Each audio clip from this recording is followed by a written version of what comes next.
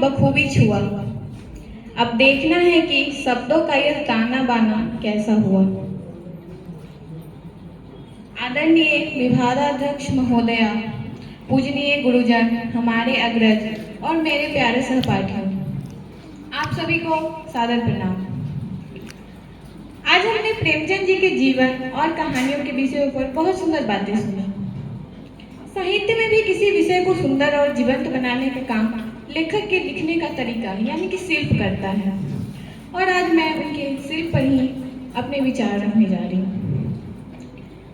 स्वयं प्रेमचंद जी ने कहानी के शिल्प को परिभाषित करते हुए कहा कि कहानी एक ऐसी रचना है जिसमें किसी एक अंग या किसी एक मनोभाव को प्रदर्शित करना ही लेखक का मुख्य उद्देश्य होता है। उसका एक एक शब्द, एक एक वाक्य उसी उद्देश्य की ओर संकेत करता है।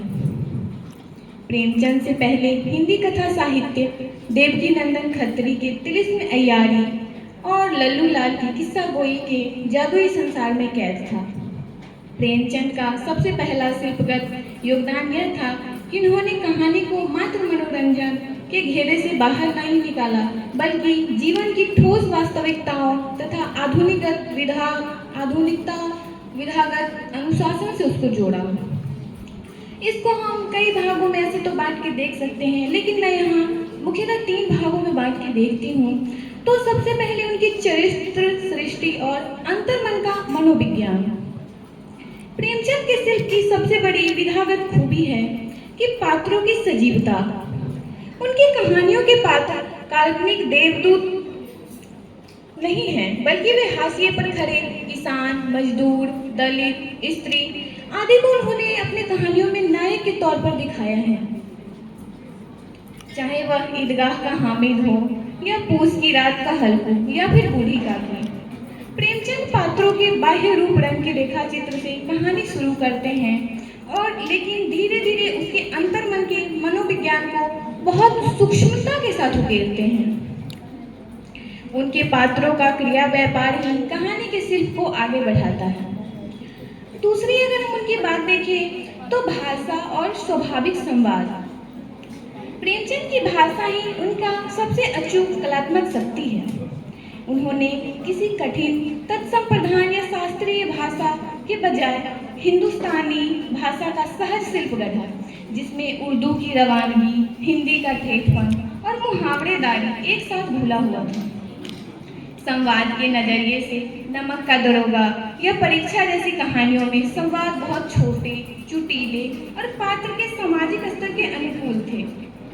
एक संभ्रांत जमींदार, ईमानदार दरोगा और एक अनपढ़ किसान, तीनों के बोलने की जो भाषिक संरचना थी वो बिल्कुल अलग दिखाई पड़ती है। अगर हम उनके तीसरे मैंने जो 3 भागों में बांटा, तो तीसरे भाग को अगर हम देखते हैं तो वहाँ है कि विन्यास व दृश्य योजना, यानी कि उसको कथानक बोलते हैं। तो इनकी कहानियों का प्लॉट जो है ना बहुत सुगठित होता था।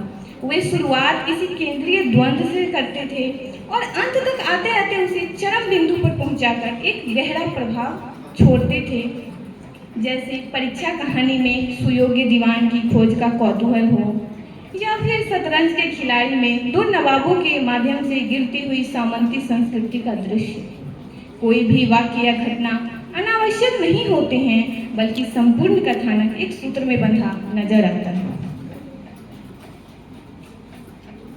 अंत में मैं यही कहना चाहूंगी कि प्रेमचंद केवल एक कहानीकार नहीं थे, बल्कि वे हिंदी गद्य शिल्प के सबसे कुशल निर्माता थे।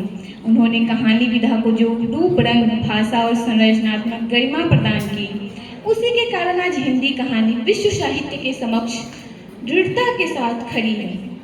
आचार्य हजारी प्रसाद द्विवेदी के शब्दों में कहें तो प्रेमचंद ने हिंदी भाषा को एक नया निखार दिया और उसे आम जनता की धड़कन बना दिया। यही उनकी कथा शिल्प की सबसे बड़ी ऐतिहासिक विजय है। आप सभी गुणीजनों का बहुत बहुत आभार, आपने मुझे गंभीरता से सुना।